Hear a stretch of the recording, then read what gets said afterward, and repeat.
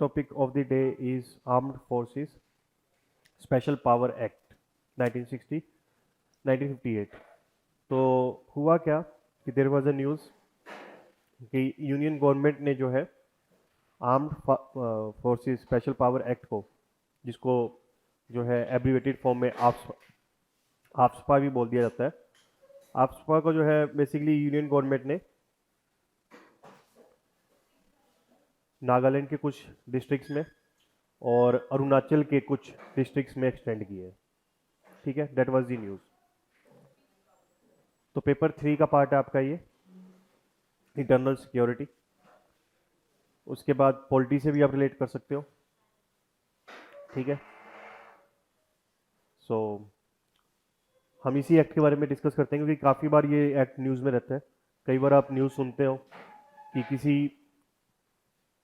Area से या reason से जो है आफ्सपा हटा दिया, किसी रीजन में या किसी एरिया में आफ्सपा लगा दिया। ठीक है, तो उसी के बारे में पढ़ते हैं कि ये क्या है। तो इसका जो ओरिजिन है वो प्री इंडिपेंडेंस पीरियड से है, क्योंकि इन 1942 ब्रिटिशर्स ने जो है इसको एज अ ऑर्डिनेंस प्रोमलगेट किया था। ठीक है, ताकि क्विक इंडिया मूवमेंट को जो है रोका जा सके, और जो भी क्विक इंडिया मूवमेंट में पार्टिसिपेट कर रहे थे उनको जो है इस एक्ट के थ्रू डिटेन किया जा रहा था। लेकिन आफ्टर इंडिपेंडेंस जो है शुरुआत में तो इसको हमारे लॉ बुक्स का पार्ट नहीं बनाया हमने, बट जल्द ही हमें इस तरीके की एक्ट की जरूरत पड़ गई। तो 1958 में नेहरूवियन गवर्नमेंट ने ही ये लॉ पास करवाया, और इस एक्ट के थ्रू जो है आर्मी को अनब्रिडल्ड पावर दी गई, अनरिस्ट्रिक्टेड पावर दी गई, अनलिमिटेड पावर दी गई कि अगर किसी एरिया में आफ्सपा लगा दिया जाता है तो वहां पे आर्मी के पास कंप्लीट पावर है to restore law and order there. ठीक है, किसी एरिया में मान लीजिए इंसर्जेंसी हो गई, ठीक है, या लॉ एंड ऑर्डर प्रॉब्लम है, काफी ज्यादा डिस्टर्बेंस है, तो वहां पर जो है आर्मी के पास कंप्लीट पावर है, कंप्लीट पावर है to restore order there, to restore peace there. ठीक है, तो that was basically the objective of AFSPA. और 1958 में इसको पास करवाया गया था। क्यों करवाया गया था? Because at that time Naga insurgency was gaining ground. ठीक है, was at peak at that time.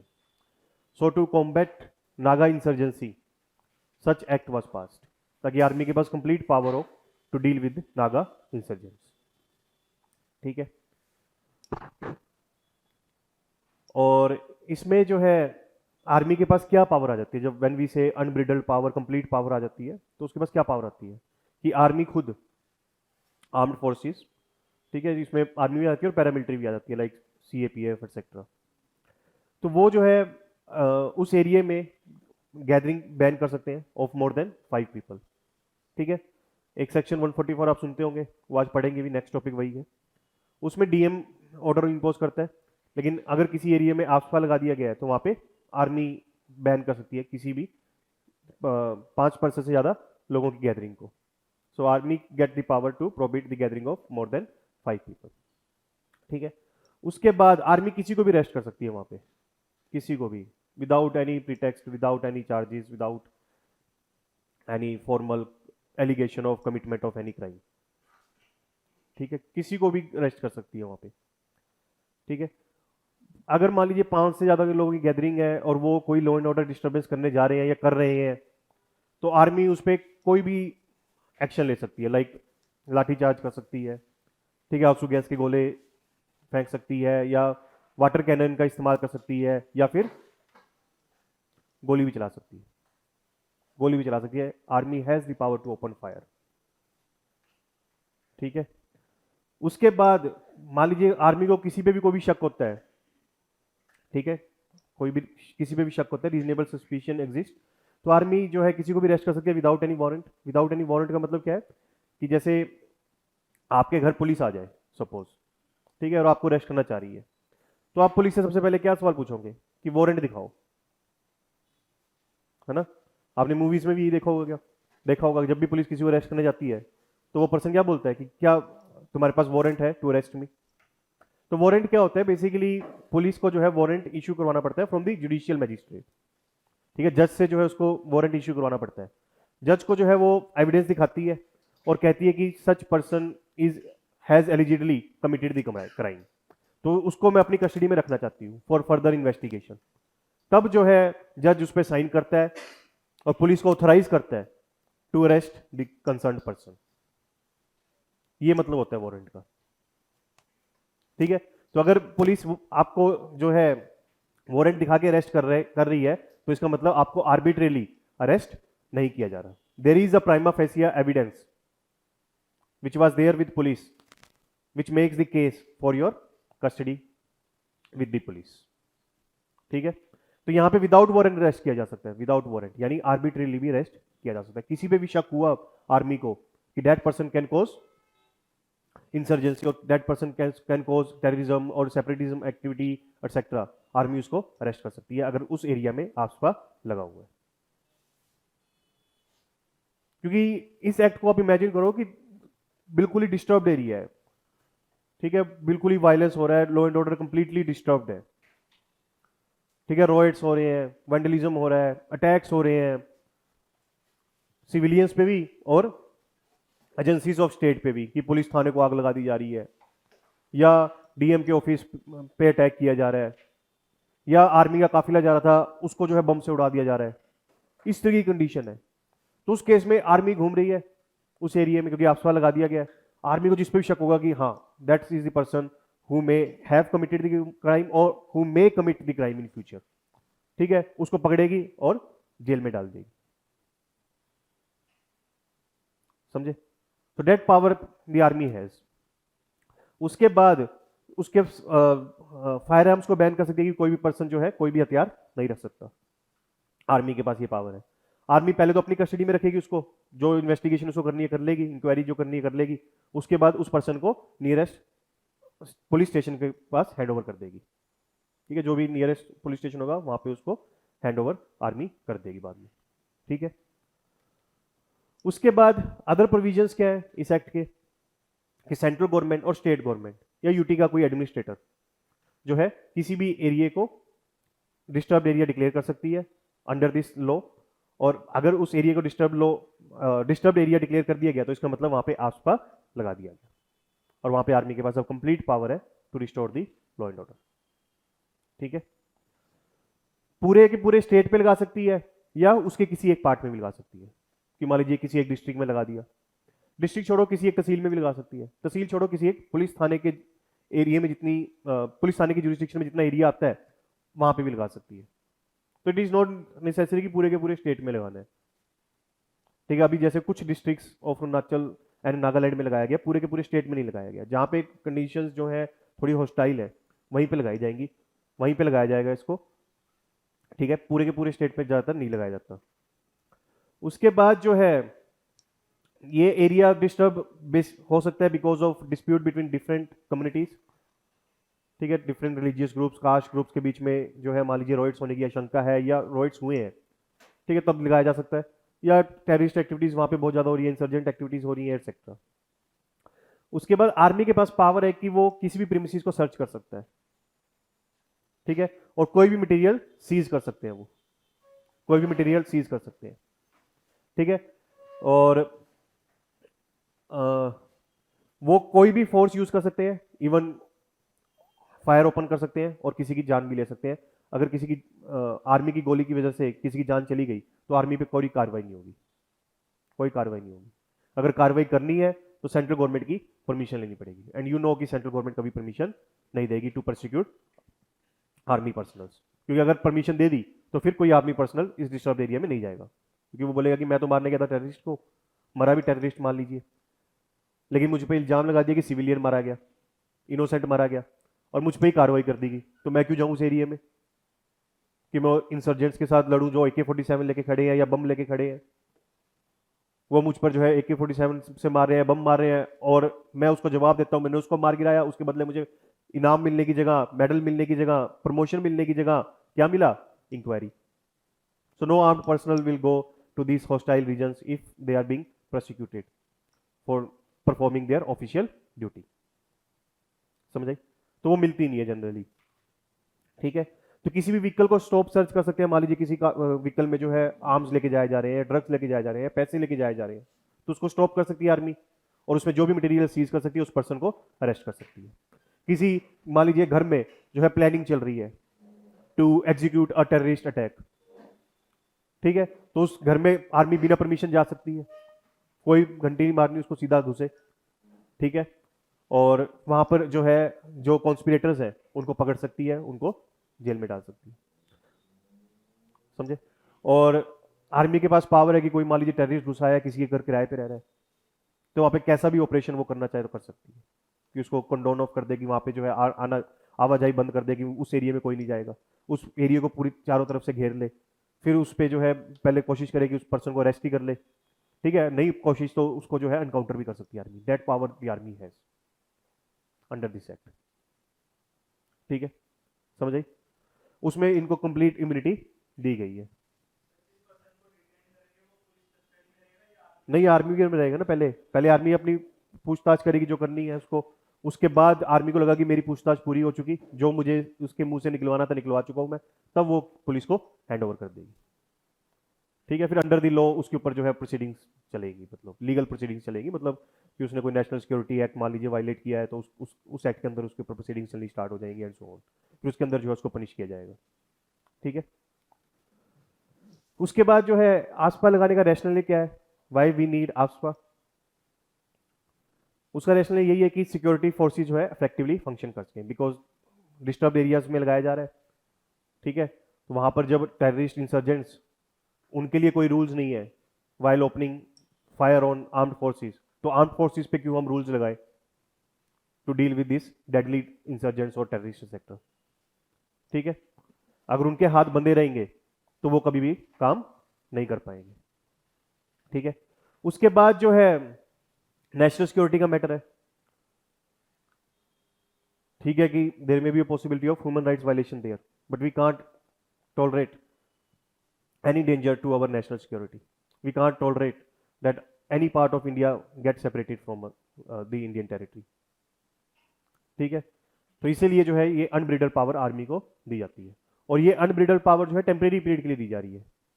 Purpose आसपा का ये है कि किसी एरिया को डिस्टर्ब डिक्लेयर किया तो आर्मी जाए वहां पे, पब्लिक ऑर्डर जो है वहां पे रिस्टोर कर दे, पीस ट्रैंक्विलिटी जो है रिस्टोर कर दे, जैसे ही रिस्टोर हुए तो आसपा वहां से हटा दिया जाए और आर्मी जो है अपने वापिस अपने बेस स्टेशन पे वापिस आ जाए, उस एरिया से आर्मी बेसिकली विड्रॉ कर ले। That is basically the ultimately objective of this act, ठीक है। उसके बाद आर्म फोर्सेस का भी मोरल बूस्ट करता है, क्योंकि अगर उनको ये प्रोटेक्शन नहीं मिलेगी, ये पावर नहीं मिलेगी, तो वो कभी भी टेररिस्ट से या इंसर्जेंट से डील नहीं कर पाएंगे, ठीक है।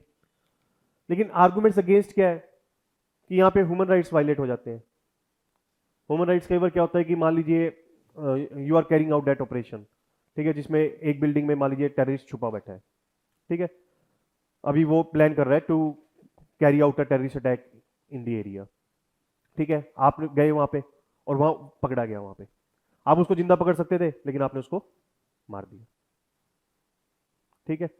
या आप मान लीजिए कि आप उस टेररिस्ट को जो है न्यूट्रलाइज करने के लिए जा रहे थे और उस बिल्डिंग में कोई सिविलियंस भी थे, डिस्पाइट द फैक्ट कि आप जो है टेररिस्ट को पकड़ या मार सकते थे without causing any harm to civilian, but फिर भी जो है अंधाधुंध आपने फायरिंग कर दी, जिसकी वजह से सिविलियन भी मर गया, एक इनोसेंट भी मर गया और टेररिस्ट भी मर गया। और व्हाट इफ कि that civilian is a women, a pregnant women, और just a new born baby, isn't it.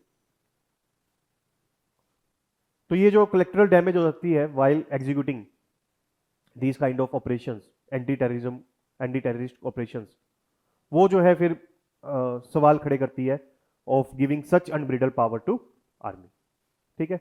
उसके बाद इसमें एक और इशू आ जाता है कि फेक एनकाउंटर्स होने लग जाते हैं। होता क्या है ना, इन डिस्टर्ब्ड एरियाज में जो है एक इंडस्ट्री अपने आप इमर्ज हो जाती है, जिसका वेस्टेड इंटरेस्ट होता है कि वो एरिया हमेशा डिस्टर्ब्ड रहे, क्योंकि जब तक वो एरिया डिस्टर्ब रहेगा जब तक उनको मुनाफा होता रहेगा, पैसे बनते रहेंगे। समझे? कोई लोग जो है एक्सटॉर्शन रैकेट चलाते हैं उस एरिया में, ठीक है। कई लोग जो है ड्रग्स ट्रैफिकिंग करनी स्टार्ट कर देते हैं, कई लोग जो है आर्म स्मगलिंग में लग जाते हैं, ठीक है। कई लोग जो है पॉलिटिकली उसका फायदा उठाते हैं कि चुनाव में उस एरिया को डिस्टर्ब रखो और चुनाव में जो है उसी एरिया के लॉ एंड ऑर्डर रिस्टोर करने के नाम पे वोट लेते रहो, ठीक है। और कई बार क्या होता है कि जो लोकल पॉपुलेशन है वो भी इस डिस्टर्बेंस का फायदा उठाने लग जाती है। होता क्या है कि मान लीजिए आपको अपने चाचा के लड़के के साथ खुंदक है, तो आप आर्मी को जो है एक रॉन्ग टिप दे दोगे कि ये इंसर्जेंट्स के साथ मिला हुआ है, तो आर्मी जाएगी वहां पर ऑपरेशन करने। क्या पता आर्मी को देख के वो डर जाए, घबरा जाए, despite the fact he may be innocent, we are assuming कि he may be innocent. Army को देख के घबरा जाए, डर जाए, आर्मी पे कोई पत्थर फेंक दे और आर्मी जवाबी कार्रवाई में उसको ठोक दे, वो अपने वाले पत्थर चला दे उस पर, इजंट इट? तो ये एक वेस्टेड इंटरेस्ट की भी जो है इंडस्ट्री जो है खड़ी हो जाती है इन डिस्टर्ब एरियाज। कई बार क्या होता है कि जो सिविलियंस होते हैं वो फंस जाते हैं कि वो अगर आर्मी का साथ देते हैं तो उनको इंसर्जेंट्स मार देंगे, अगर इंसर्जेंट्स का साथ देते हैं तो आर्मी मार देगी। आर्मी पूछती है कि बताओ इंसर्जेंट्स कहाँ छुपे हैं, या तुमने उनकी कोई मूवमेंट देखी है, या उनके तुम्हें कोई खबर है। ना बताएं तो आर्मी उनको पकड़ के ले जाएगी, उनको टॉर्चर कर सकती है to get some information about insurgents. अगर बता दिया तो इंसर्जेंट्स मार देंगे। समटाइम्स जो है यूथ होता है जो अभी कच्ची उम्र का होता है, 16 17 18 कोई साल का, वो कई बार इंसर्जेंट से अट्रैक्टेड हो जाता है कि बंदूक लेके घूम रहे हैं, ठीक है, कि लोकल एरिया में उनका टशन है, ठीक है। या फिर वो चीजें आने लग जाती है कि हमारे साथ इनजस्टिस हुआ है, Indian state has done injustice against us, ठीक है। तो उस केस में कई बार अट्रैक्टेड हो जाते हैं, बट अभी वो स्टार्टिंग स्टेज में है, अभी उसको सही गलत का नहीं पता, पूरी कहानी नहीं पता, he does not know the whole picture, ठीक है। उस केस में क्या होता है कि वो उन इंसर्जेंट्स के साथ घूम रहा होता है, इंसर्जेंट्स के साथ घूम रहा होता है, तो आर्मी ने मान लीजिए उन इंसर्जेंट्स काउंटर इंसर्जेंसी ऑपरेशन किया, मारना उन इंसर्जेंट्स को था, मर गया वो भी जो अभी अभी मान लीजिए रिक्रूट हुआ था या साथ चलना स्टार्ट हुआ था इंसर्जेंट्स के, जिसको इजीली अगर पकड़ लेते, उसको जो है रिहेबिलिटेशन सेंटर में डालते, तो वो फिर से एक आप कह लीजिए कि एक ऑर्डिनरी सिटीजन या नॉर्मल जो है पर्सन बन जाता, उसको रिहेबिलिटेट किया जा सकता था। बट वो भी मर जाता है, वो मर जाता है तो उसके परिवार वालों को लगता है कि हमारा बच्चा तो बेकसूर था, उसका तो कोई इंसर्जेंसी के साथ रिलेशन नहीं था, या रिलेशन था तो अभी भी स्टार्ट हुआ था, उसको जो है बचाया जा सकता था या उसको जो है सुधारा जा सकता था। फिर उसके जो परिवार वाले में से कोई फिर वही रिवेंज की वो आती है अंदर फीलिंग कि अपने भाई का या बेटे का बदला लूंगा, फिर वो आर्मी पे ऑपरेशंस करने स्टार्ट कर देता है, वो आर्मी पे अटैक करना स्टार्ट कर देता है। तो ये सर्कल ऐसे ही चलता रहता है, समझे। कुछ वेस्टर्न इंटरेस्ट होते हैं, जैसे मान लीजिए चाइना या पाकिस्तान तो ये चाहेंगे कि Nagaland and Jammu Kashmir respectively disturb रहे हमेशा, क्योंकि जो आपस है ये बेसिकली जम्मू कश्मीर में और नॉर्थ ईस्ट स्टेट्स में लगाया गया था, नागालैंड में, अरुणाचल में, पहले त्रिपुरा में लगाया गया था, असम में एक्सेट्रा, मेघालय में, जहां जहां पे इंसर्जेंसी हमने देखी वहां वहां पे लगाया। तो ये तो ये चाहते हैं कि ये एरिया हमेशा डिस्टर्ब रहे, तो इसलिए जब भी कोई टेररिस्ट मारा जाता है बाय द आर्म्ड फोर्सेस, उसमें जो है ये कुछ ऐसे एनजीओ को फंड करेंगे, ऐसे सिविल राइट्स एक्टिविस्ट को जो है फंड करेंगे जो ये मुद्दा बनाए कि आर्मी जो है इनोसेंट को मार दी है, despite the fact those were dreaded terrorist. तो कोई भी टेररिस्ट मारा जाता है तो वो खबर क्या बनाएंगे, वो कि सिविलियन मारेंगे, ह्यूमन राइट्स वायलेशन हो गया, क्योंकि उनकी जो रोटी है वहीं से पकड़ी है, जब तक वो आर्मी को बदनाम नहीं करेंगे। तो इन डिस्टर्ब एरिया में ना पता लगाना बहुत मुश्किल हो जाता है कि कौन सही है कौन गलत, किसने सही किया किसने गलत किया, it's very difficult to gauge, ठीक है। उसके बाद जो है आपकी कॉन्स्टिट्यूशनल रेमेडी जो है कि आपको कोई अरेस्ट कर ले तो आप जो है सीधा सुप्रीम कोर्ट में एक पिटीशन फाइल कर सकते हो अगर आपका इलीगल अरेस्ट हुआ है या इलीगल डिटेंशन हुई है। बट आर्मी आपको यहाँ पे पकड़ के लेगी, आपके पास कोई रेमेडी नहीं है, किसी को पता ही नहीं अगर आपको उठा के ले गया कोई, ठीक है। फिर एक और प्रॉब्लम आ जाती है, जैसे कहते हैं ना कि एब्सोल्यूट पावर करप्ट्स एब्सोल्यूटली, ठीक है। कहते हैं ना कि इंसान का करेक्टर जो है वो मुसीबतों में नहीं पता चलता, इंसान का करेक्टर पता चलता है जब उसके पास पावर आती है। ठीक है, अभी आप जो है बहुत मिसाल दोगे कि मैं ईमानदार रहूंगा जब वाइल बीइंग इन सर्विस, मैं सोशल वेलफेयर करूंगा एंड सो ऑन। असल आपका तब पता चलेगा जब आपके पास पावर आएगी, जब आप आईएएस बन जाओगे तब आप जो है कितना सोशल वेलफेयर करते हो इंस्टेड ऑफ पर्सनल वेलफेयर, तब आपका पता लगेगा। समझे? तो पावर की एक टेंडेंसी है कि वो अच्छे अच्छे इंसान को करप्ट कर सकती है, and greater the power greater is the possibility of the person getting corrupted. greater the power being given to anybody, greater is going to be the misuse of that power। ठीक है, direct relation है misuse of power and power being granted. ठीक है, जितनी power आप grant करोगे उतनी ज्यादा उसका मिसयूज होगा। अब आर्मी को अनब्रिडल्ड पावर दे दी, आर्मी को वहां पे अनब्रिडल्ड पावर दे दी, तो मैं नहीं कहता सभी, कोई एक दो का तो दिमाग फिर सकता है ना, जिसका दिमाग करप्टेड हो सकता है, जिसकी वजह से वो पावर का मिसयूज करना स्टार्ट करे। And there are many allegations against armed forces personnel कि उन्होंने जो है इस एस्पा के अंडर जो उनको प्रोटेक्शन या इम्यूनिटी प्रोवाइड की गई है from any kind of prosecution for performing their official duty in that disturb area, उस गार्ड में जो है उन्होंने क्या किया कि उन्होंने अपनी पावर का मिसयूज किया। कैसे किया? बाय रेपिंग लोकल वीमेन, क्योंकि एक्शन तो उनके पास कोई उनके ऊपर ले नहीं जा सकता। बाय डूइंग फेक एनकाउंटर्स, मे भी पैसे के लिए कि इस बंदे को मार दो, 50 लाख रुपए दे देंगे, उसको टेररिस्ट डिक्लेयर कर देना, तुम्हें प्रमोशन भी मिल जाएगा कि हाँ एक ड्रेडेड टेररिस्ट को मार दिया, साथ में पैसे भी मिल गए। ठीक है, या फिर इसको अरेस्ट करके जो है कस्टडी में इसको जो है सबक सिखा दो। So these kind of things are happening in the disturbed area. समझे? तो फिर उसके लिए आपको क्या चाहिए? सेफ गार्ड्स, कि पावर का जो है मिसयूज ना हो।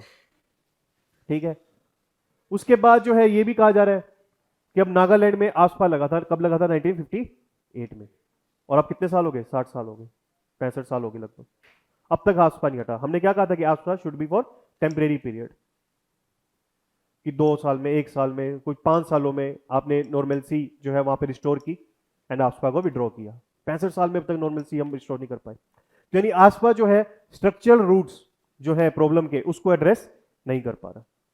स्ट्रक्चरल रूट्स क्या है? Under development, under representation, marginalisation, है ना? तो ये दीज आर द रीजंस। जब तक ये एड्रेस नहीं होंगे, जब तक जो है इंसर्जेंसी खत्म नहीं होगी, सेपरेटिज्म खत्म नहीं होगा, टेररिज्म खत्म नहीं होगा। ठीक है, समझ आई? उसके बाद जो है इसका वे हेड यही है कि मैं कहता हूं कि आर्म्ड फोर्सेस जो है अपनी ड्यूटी पूरी ईमानदारी से कर रहे हैं, वहां पे कोई अपनी पावर का मिसयूज नहीं कर रही। ठीक है, लेकिन आर्म्ड फोर्सेस को जो है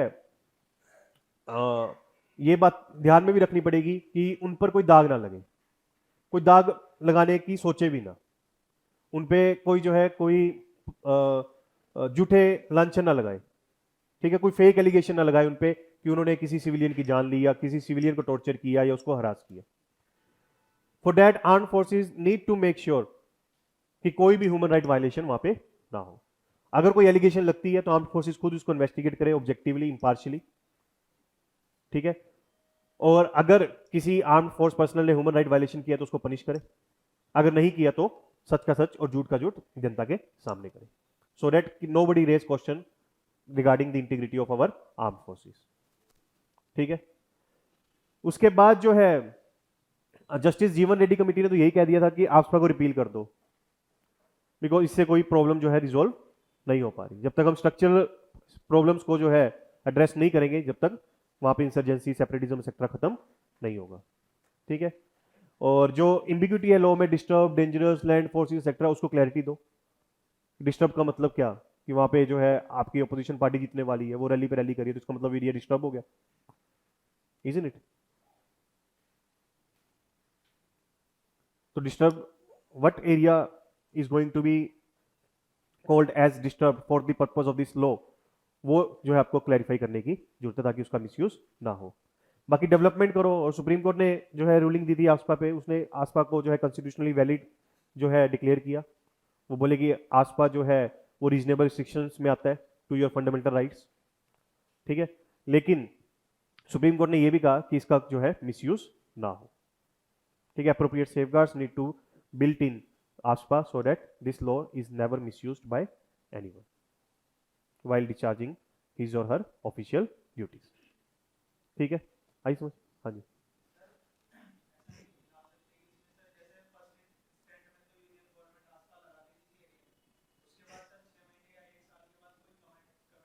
हाँ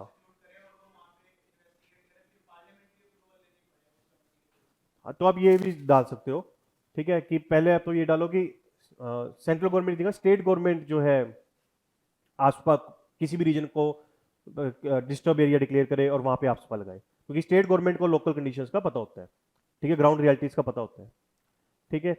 तो आप एक ये सोल्यूशन डाल सकते हो। सेकंड सोल्यूशन आप ये डाल सकते हो कि अगर कहीं पर आसपा लगाए तो हर 3 महीने बाद या 6 महीने बाद उस रीजन का रिव्यू होना चाहिए बाय इंडिपेंडेंट कमिटी। अगर वो कमिटी रिकमेंड कर रही है टू कंटिन्यू आसपा, तभी उसको कंटिन्यू करो। अगर कमिटी ने कह दिया कि अब इसकी जरूरत नहीं है, सिचुएशन वहां पे नॉर्मल हो चुकी है, then it should be discontinued based on the recommendation of that committee, ठीक है। तो आप ये भी डाल सकते हो।